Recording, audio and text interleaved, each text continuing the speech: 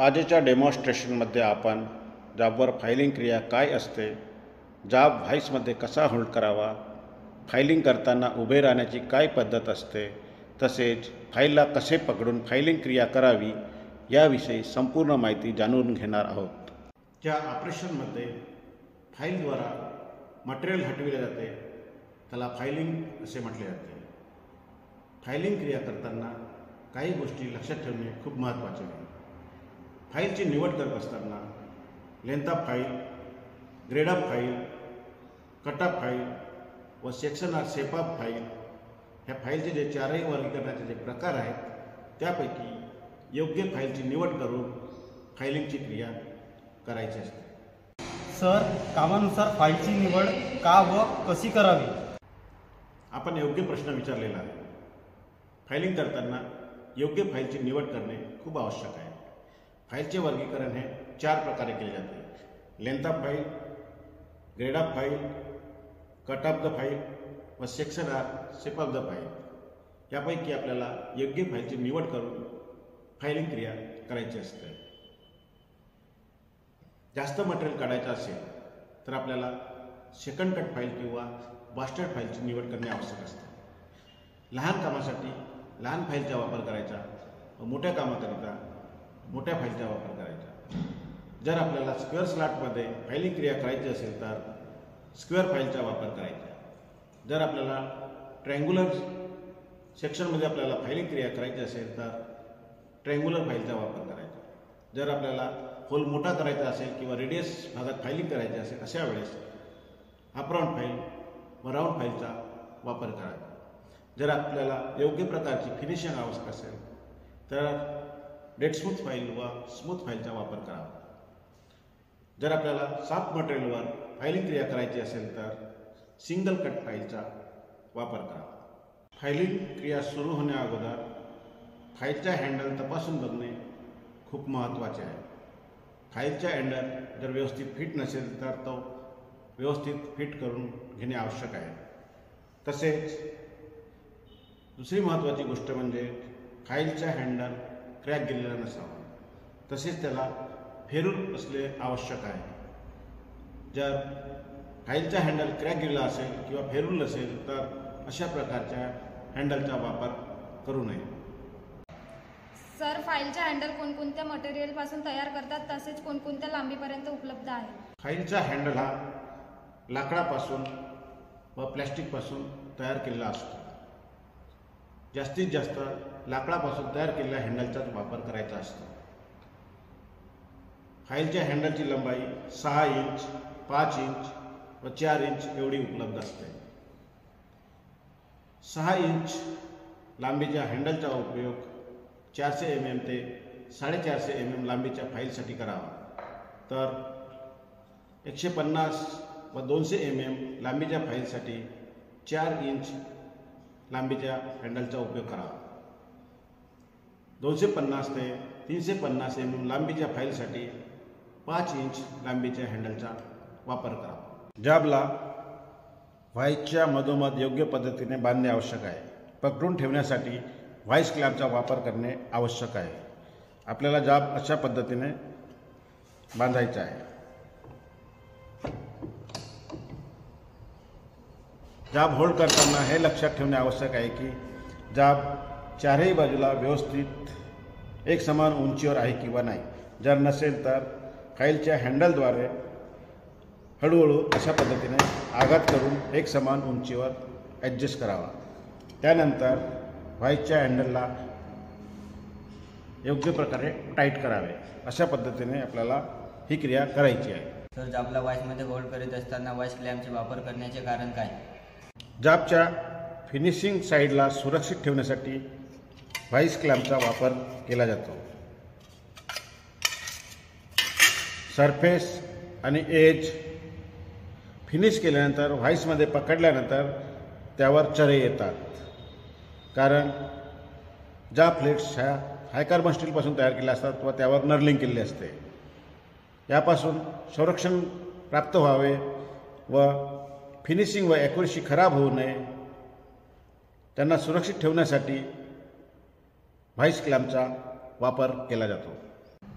जाबच्या एजवर जेव्हा फायलिंग क्रिया करायची असते तेव्हा जाब हा व्हाईस जापासून 3 mm ते 10 mm एवढ्या उंचीवर घट्ट बांधावा. हे बांधत असताना एक गोष्ट नेहमी लक्षात ठेवायची आहे की कारागिराची उंची ही जेव्हा आपला हात असा हनुवटीवर टच केल्यानंतर ही जी कोनी आहे ती इथे टच होणे आवश्यक आहे. सर, जॉबला पकडताना जॉब व्हाईसच्या पासून 3 mm पेक्षा कमी व 10 mm पेक्षा जास्त ठेवल्यास काय परिणाम होतो? फायलिंग करताना जाबची उंची 3 mm पेक्षा कमी ठेवू नये. कमी ठेवल्यास फायलिंग करताना जाब प्लेट्स घासण्याची शक्यता खूप असते. जाब प्लेट्स ह्या हायकार्बन स्टीलपासून तयार करतात व फाईल पण हायकार्बन स्टीलपासून तयार केली जाते. दोन्ही हार्ड असल्यामुळे फाईलची वर्केबिलिटी कमी होण्याची शक्यता असते. तसेच फाईलचे टीथ झिजण्याची पण शक्यता असते. याकरिता फायलिंग करताना जाबची उंची 3 mm पेक्षा कमी ठेवू नये. जर फाईलची उंची 10 mm पेक्षा जास्त ठेवली तर फायलिंग करत असताना वर्कशॉपमध्ये खूप आवाज निर्माण होतो. हे टाळण्यासाठी फाईलची उंची 10 mm पेक्षा जास्त ठेवू नये. फाईलच्या हँडलला हाताचा आधार देऊन या पद्धतीने आपल्याला फाईल होल्ड करायची असते. सर्वात अगोदर हँडलचा जो शेवटचा टोक आहे तो आपल्याला इथे रेस्ट करायचा असतो. त्यानंतर हा जो बोट आहे आपला हा बिलकुल जी एज आहे फाईलची एज आहे त्या एजला बिलकुल समांतर येणे आवश्यक आहे. अशा पद्धतीने आपण फाईल होल्ड करून फायलिंग क्रिया सुरू करायची असते. सर, फायलिंग करताना फाईलचा हँडल अशा पद्धतीने पकडल्यामुळे काय परिणाम होतो?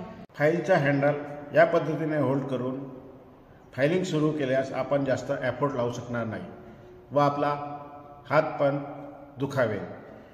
त्यामुळे आपल्याला नेहमी फाईलच्या हँडलचा शेवटचा टोक या पद्धतीने रेस्ट करून हा जो बोट आहे हा एजला समांतर येईल या पद्धतीने आपल्याला पकडायचे आहे आणि फायलिंग क्रिया सुरू करायची आहे. त्यामुळे कमी एफर्टमध्ये आपण व्यवस्थित फाईल करू शकतो. फायलिंग कार्याला सुरुवात करतेवेळी योग्य स्थितीत व्हाईसच्या समोर उभे राहणे आवश्यक आहे. उभे होतेवेळी ही गोष्ट नेहमी लक्षात ठेवा की दोन्ही पायामधील अंतर 200 ते 300 mm असणे आवश्यक आहे. अशा पद्धतीने आपल्याला उभे व्हायचे आहे आणि पाय आणि व्हाईस यामधील जो कोन आहे तो 45 डिग्रीचा असणे आवश्यक आहे, जो वरून आपल्याला बघता येईल. फायलिंग करण्या अगोदर फाईलला जाबच्या सरफेसवर ठेवावे. फाईलच्या हँडलला नेहमी राईट हँडने पकडावे व लेफ्ट हँड फाईलच्या शेवटच्या टोकापासून 20 ते 30 मिलीमीटर अगोदर या पद्धतीने हात ठेवावा. या प्रकारे फाईलच्या जाबच्या एका टोकापासून सुरुवात करून दुसऱ्या टोकापर्यंत फाईल चालवावी, जेणेकरून जाबचा संपूर्ण सरफेस एकसारखा समांतर तयार होईल. अशा पद्धतीने आपल्याला चालवायचे.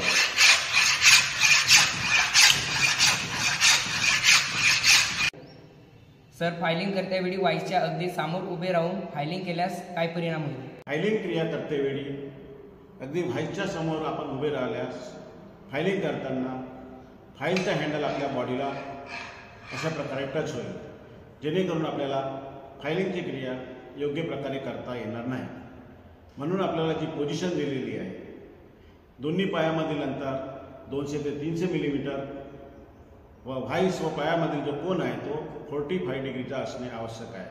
असे उभे राहिल्याने आपली फायलिंगची क्रिया योग्य होते.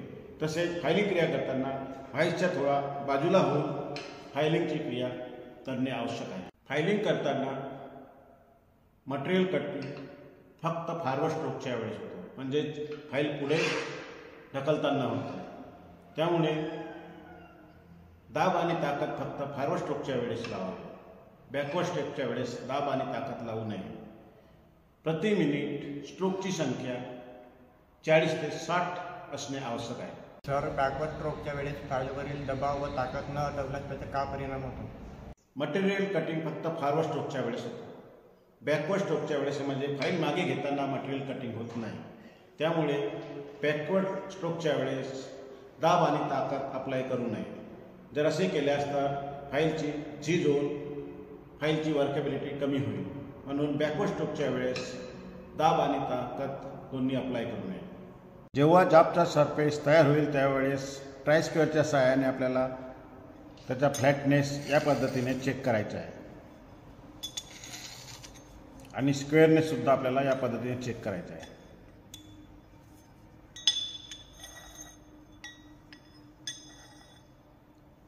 फिनिशिंग झालेल्या सरफेसला हाताने टच करू नये, त्यामुळे फाईल स्लिप होतो.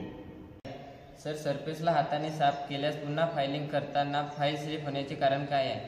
फिनिशिंग झालेल्या जॉबला स्पर्श केल्याने फाईल स्लिप होण्याचे प्रमुख कारण म्हणजे काम करत असताना हाताला घाम येणे किंवा हाताला ऑइल लागणे. जेव्हा आपण फिनिशिंग भागाला टच करतो त्यावेळेस घाम किंवा ऑइल लागण्याची शक्यता असते.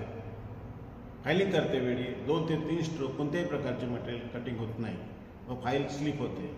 दुसरे महत्त्वाचे कारण म्हणजे हाताला घाम आल्यामुळे जेव्हा आपण फिनिशिंग झालेल्या भागाला स्पर्श करू त्यावेळेस त्या जॉबला जंग चढण्याची शक्यता असते. फायलिंग करताना संपूर्ण लांबीपर्यंत फाईल चालवावी. या पद्धतीने आपल्याला संपूर्ण लांबीपर्यंत फाईल चालवायची असते. फायलिंग टेक्निक ह्या 4 प्रकारच्या वापरल्या जातात: straight filing, cross filing, draw filing आणि प्रो फायलिंग. सर्वात अगोदर आपण स्ट्रेट फायलिंगविषयी जाणून घेऊ. या प्रकारच्या फायलिंग प्रकारामध्ये आपल्याला बिलकुल जॉबच्या समोरासमोर समांतर उभे राहून घासकाम करण्यासाठी ह्या प्रकारच्या फायलिंग टेक्निकचा वापर केला जातो. जेव्हा जॉबची लांबी जास्त असते त्यावेळेस या टेक्निकचा वापर केला जातो. अशा पद्धतीने आपल्याला ही स्ट्रेट फायलिंग करायची आहे. यानंतर क्रॉस फायलिंगविषयी जाणून घेऊ. या फायलिंग टेक्निकमध्ये आपल्याला व्हायच्या 45च्या कोनामध्ये उभे राहायचे असते. त्यानंतर फाईल अशा पद्धतीने ठेवून आपल्याला फाईलची सुरुवात करायची असते. जास्त लांबीचे जॉब आणि पातळ शीटला जेव्हा फायलिंग करायची असते त्यावेळेस या टेक्निकचा वापर केला जातो. या टेक्निकचा वापर करताना एका टोकापासून सुरुवात करून दुसऱ्या टोकापर्यंत आपल्याला फायलिंग न्यायची असते. अशा पद्धतीने आपल्याला हे फायलिंगची क्रिया करायची असते.